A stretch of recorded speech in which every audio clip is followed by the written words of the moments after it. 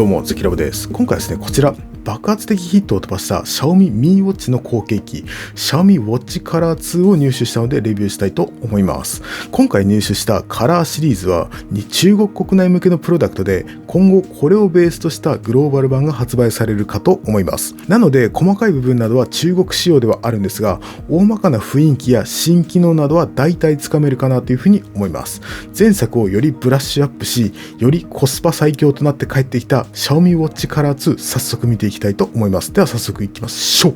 はい。では早速デザインを見ていきたいと思います。まずデザイン的に大きな変更点になったのはメタルベゼルになったことです。前作 Mi Watch では全体的にプラスチックを使用し、シンプルでミニマルな雰囲気もありましたが、今回の Watch Color 2ではデザイン的に情報量がぐっと上がりました。よりスポーティーな印象に変わりましたね。ちょっとメカメカしい感じになったので、前作のシンプルな雰囲気が好きだった人からすると賛否が分かれるかもしれませんね。男性受けが良さそうなデザインだと思います。ちなみに私個人としては断然今回の方が好みです。ベゼルは艶消しのアルミで所々磨きが入っています。ベゼル上には文字装飾などが入っており、前作よりも情報量が多いデザインになっています。ボタンは前作と比べて突起の少ないタイプになりました。ボタンもアルミが使われていますね。やはりデザイン的にちょっといかつくなっていますね。ケース材質は前作と同様にマットな質感のプラスチックケースになっています。メタルベゼルになったかといって体感的な重さや質感は前作 Mi Watch と大きく差はないと思います。重量に関しては前作 Mi Watch がベルト込みで 49g、 今作 Watch Color 2が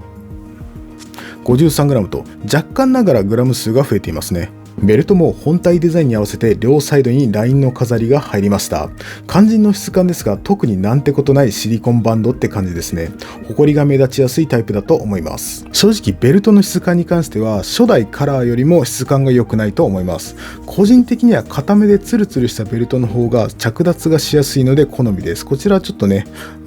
ゴムっぽい感じになっています。こっちはツルツルとしてます。初代 Mi Watch と、ほぼ同じような材質だと思っていただければいいと思います。実際に腕にはめるとこんなサイズ感です。結構大きいですよね。前作はデザインがシンプルだったんで女性でも違和感ない感じがあったと思うんですけども、このデザインだと女性はちょっとなぁというふうに思ってしまうかもしれませんね。デザイン的な情報量が上がったのでよりスポーツウォッチという感じが強くなりました。はい、というわけでですね、私自身メタルバンドが似合うかも結構重要な要素なんですけども、実際に付け替えたのがこんな感じです。どうですか？結構ね、メタルベゼルとも調和があっていい感じじゃないですか。めちゃくちゃかっこいいと個人的に思ってるんですけども、どうでしょうか。メタルバンドに関しては前作よりもしっくりくるような感じがします。かなりいかつくなっちゃいますけどね。男性であればかっこいいと思うのではないでしょうか。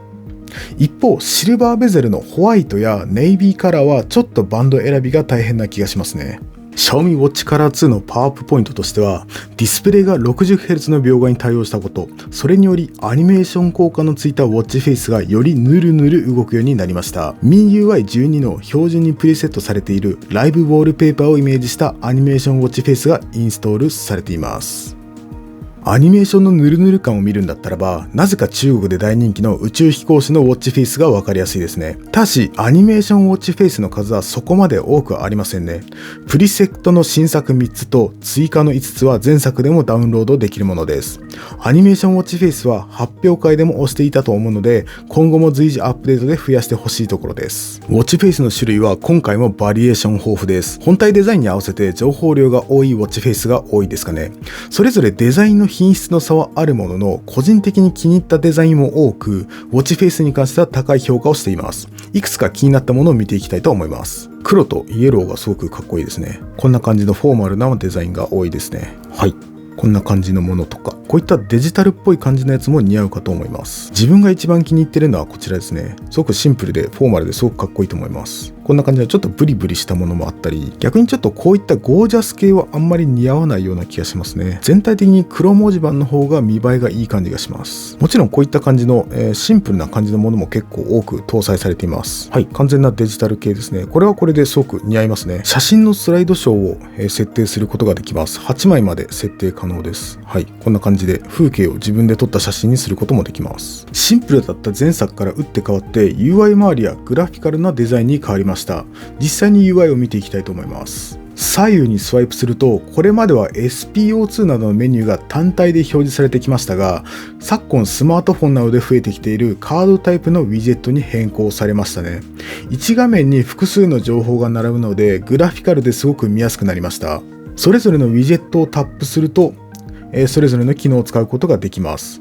ウィジェットに関しては配置や並びを変更することはできないんですけども、専用アプリからレイアウトカード、この順番を変更することは可能です。アプリなどが並ぶ一覧リストも前作よりビジュアルがより強化されています。フォーカスしている列がこんな感じで拡大するようになりました。立体感のあるスクロールをしますね。今っぽいデザインだと思います。このタイルタイプが苦手な人はオプションから1行タイプを選択することができます。で、ディスプレイが 60Hz の描画に対応したのがポイントではあったんですが、どうやら UI の一部は 30fps しか出ていないように見えます。一番わかりやすいのはこのタイルメニューのスクロールですね。どう見ても 60fps ではないように感じます。ホームからの左右のスワイプなどは 60fps で描画されているような気もするんですけども、ちょっとわかりづらいんですよね。滑らかな気もしますが、ファーウェイウォッチ3のような高級機と比較すると動作感はスルスルとは言えないです。前作の MiiWatch とのスクロールの差です。こちらがカラー2ですね。まずこちらから。はい。で、こっちが MiiWatch。はい。確かにカラー2の方が描画レートが多いような気がします。ですが正直動作の感じは前作より劇的に変わっているかと言われると結構疑問です。UI 周りは意図的に落としているように感じます。超絶ヌルヌル進化を期待しているとちょっと拍子抜けするかもしれませんね。バッテリーのことを考えたらスマートウォッチで無理に 60fps を出す必要なんて全くないと個人的には思っています。ファーウェイウォッチ3もですね 30fps に下げてバッテリー消費を下げてほしいというふうに思ってしまうぐらいなんで、結構ねやっぱり差はありますよね。こっちはかなりヌルヌルですけども、こっちはこんな感じです。はい。この画面はね明確に 30fps だと思います。これは初代カラーもそうだったみたいなんですけども、今のところ UI 言語は中国語のみです。英語は入ってるだろうと思い込んで買ったんですけども、ちょっとびっくりしました。英語対応に関しては、遅れて対応するみたいですね。逆に完全に諦めていた日本語通知にしっかりと対応していました。前作の MiiWatch カラーが英語、中国語オンリーだったんで、これは嬉しい誤算です。通知フォントも中華フォントではないので読みやすいです。これで UI の英語アップデートも降ってくれば、中国版のカラーであってもある程度不満なく使えますよね。英語アップデートがすごく待ち遠しいです。通知は1回見ると消えてしまうタイプですね。最初から日本語フォントに対応しているということは、前作と違ってグローバル版は結構早く出るような気がします。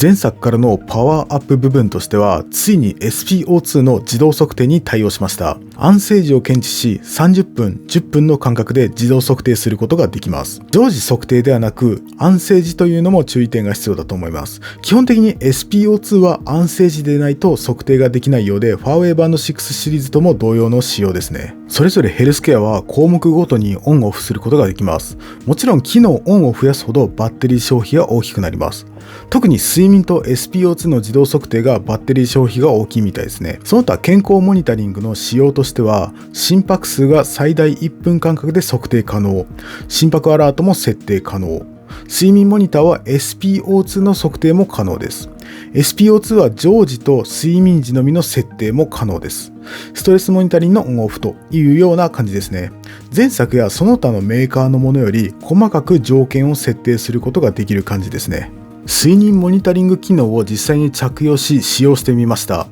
バッテリー消費の大きい SPO2 の測定が就寝時のみ実行という選択肢があるのは他メーカーと違い親切な設計だと思いますね。睡眠モニターの充実具合はファーウェイトゥルースリープに劣るところではありますが、一般的な睡眠グラフと SPO2 の値が連続で表示されるので参考になるかなというふうに思います。こうやって見ると意外と就寝時に SPO2 が 95% を下回りそうなタイミングはいくつかあるみたいですね。お次は GPS 精度についてです。前作 MiiWatch も GPS の精度はすごく良かったんですけども、今回のカラー2はどうでしょうか。 GPS スマートウォッチはメタル材質との相性が良くなく、今回のメタルベゼルが GPS の精度に影響してるんでしょうか。結果としてなんですけども GPS 精度は相変わらず良いです。私がいつも GPS を測定する道は高い建物が多く取得がしづらいんですけども、精度は上々だと思います。で、ルート上で注目したのがこの折り返しの部分ですね。思いつきで道を変えて引き返した軌跡がしっかりと残っていますね。この2本の通りは多くのスマートウォッチで切り分けができないことが多いんですけども、ウォッチカラー2ではしっかりと別の道として計測しています。また GPS の速位もクイッキーで前作よりも速く感じました。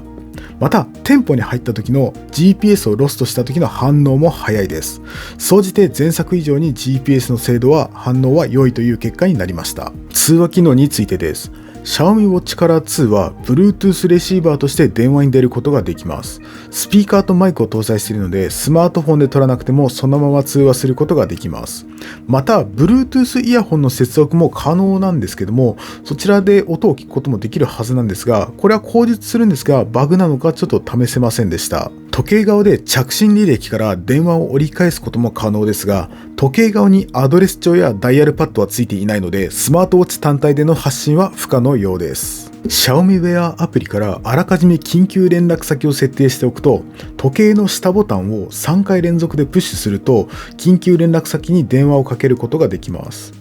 はい、こんな感じです。スマートフォン本体が必要ではありますが、何かしらの災害などで直接スマートフォンからかけることができない状態といった緊急時のために設定しておくと良いかもしれません。一方、転倒を検知して SOS 発信機能などはついていないので、簡易的な実装ではあると思います。Xiaomi Watch Color 2の最大の特徴といえば、独自の追加アプリをインストールできるところです。追加アプリは Xiaomi Wear 上からインストールすることができます。印象としては Fairway Watch GT シリーズにもある追加アプリと非常によく似ています。電卓などのアプリはおそらく同じベンダーが提供していると思います。非常に簡易的なものなので、おそらく手の込んだことはできないと思います。で、現時点で中国語しかないので当たり前ですが、基本的に日本では恩恵の得られないアプリばかりですね。中国版の Spotify と言えるような NetEase Cloud Music は Xiaomi と提携しているからかアプリとしてプリインストールされていました。また中国版の Google マップにあたる Baidu マップアプリのルート音声アプリ。目玉としてはこの2つですかね。中国国内であれば音楽、地図、決済、交通カードと隙のない構成になり、情報インフラに発達した中国国内においては最強とも言えるようなスマートウォッチなんじゃないですかね。実際にアプリを使った感想といきたいところなんですが、言語が中国語なのと馴染みのないサービスで本体側にも同様のアプリが必要だったりと、日本での実用性は今のところゼロです。その他現時点で配信されているアプリは合計9個と非常に少ないです。レシピアプリや中国の古い歌を見れるような用途不明なアプリなどなどです。グローバル版に来た場合も何かしら目玉アプリを用意しないと追加アプリ機能自体がパッとしない感じになってしまいそうです。そもそも論を言ってしまうと、スマートウォッチ向けのアプリ開発ってメーカーがアプリベンダーに対してインセンティブや開発支援を行わないと流行らないと思うんですよね。スマートウォッチ向けのアプリエコシステムをユーザーやベンダーに丸投げするのではなく、Xiaomi自身が積極的に開拓していかないといけないと思います。はい、次はバッテリー持ちについてです。前作の Mi Watch が交渉値が16日だったのに対して Xiaomi Watch Color 2では交渉値12日にダウンしています。描画レートが上がったことと SPO2 の自動測定などが追加になったことが要因だと思われます。では実際に1週間使ってみた結果、バッテリーがどうだったのかというのをご紹介したいと思います。まず前提条件として Xiaomi Watch Color 2は健康モニタリング機能を機能ごとにオンオフや頻度を変更することができます。例えば心拍モニターは常時オンにし、睡眠モニターは使用しないのでオフといったような設定を自分で細かく決められるわけですね。測定間隔も変えられるので、一般的にどれが基準かというものがなく、人によって差があると思います。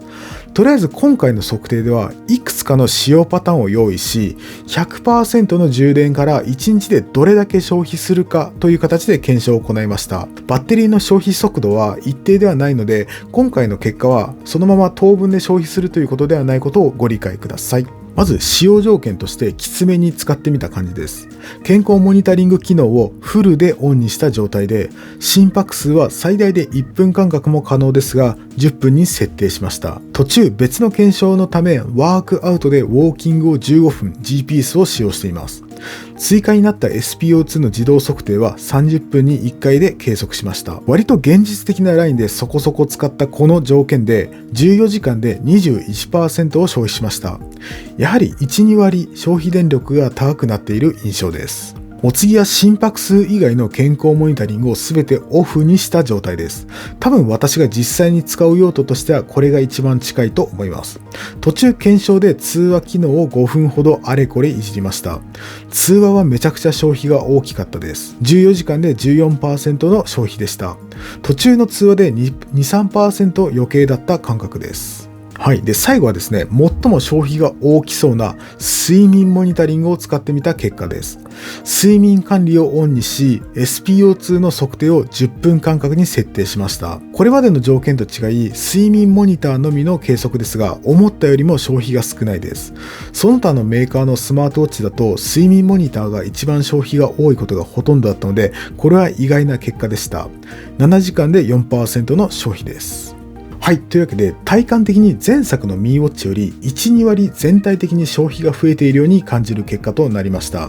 自分の使用方法だとだいたい10日行くか行かないくらいかなというふうに思いますね。健康モニタリングの条件をここまで細かく変えられるのは初めてかもしれません。特に SPO2 に関しては睡眠時のみを選択できるのが大きいですね。バッテリーの消費の大きい SPO2 測定ですが、需要としては睡眠時だけを測定してくれれば良いというのがほとんどだと思うので、これが選択できるのはすごく細かいですがユーザーフレンドリーな点だと思います。最後に不満点というかアップデ待ちのバグみたいなところを話していきたいと思います。